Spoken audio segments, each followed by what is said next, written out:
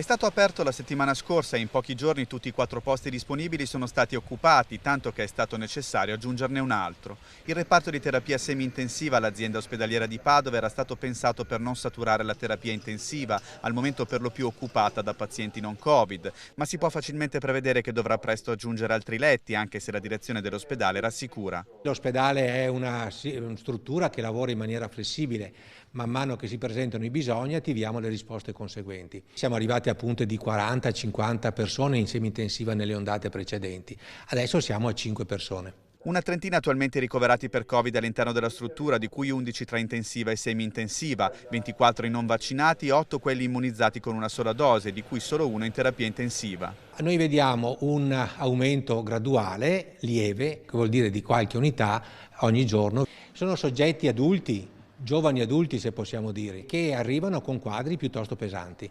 La variante Delta predilige i giovani, la fascia d'età più colpita dal virus è quella dei 30 ai 45 anni, a cui segue quella dei bambini dagli 0 ai 14 anni, nuove caratteristiche che richiedono un'attenzione speciale. La sfida per quest'autunno è possibilmente di gestire una, chiamiamola così, epidemia in termini contenuti. Quindi diventa importante il tema della vaccinazione, diventa importante il tema dei comportamenti personali individuali.